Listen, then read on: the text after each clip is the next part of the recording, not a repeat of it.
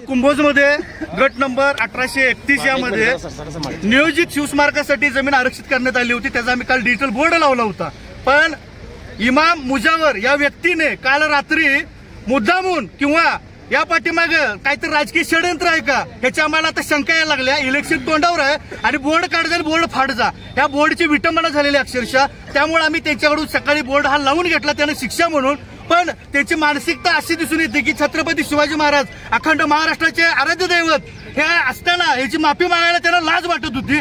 त्या कारणापायी जरा इथं दंगादुपा झाला हे आम्ही मान्य करतो, परंतु हे पूर्णपणे राजकीय या पाठीमागे काहीतरी सूत्र असणार आहेत ह्याचा आम्हाला दाट शक्यता आहे। त्यामुळे पोलीस प्रशासन सुद्धा याच्या पाठीमागे मेन कोण सूत्रधार आहेत ती शोधून काढणं गरजेचं आहे। येता काळ हा इलेक्शनचा काळ आहे, यामध्ये पूर्ण जिल्ह्यात महाराष्ट्रात किंवा देशात दंगल बडवण्याचे काहीतरी कटकारस्थान सुरू आहे अशा मला एकदम दाट शक्यता आहे। एवढं बोलतो श्रीराम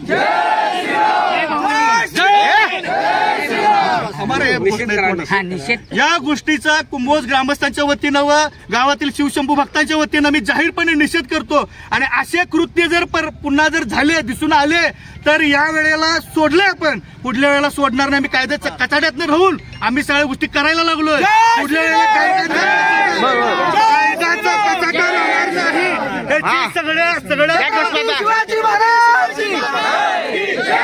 जय श्रीराम जय श्रीराम शिवाजी।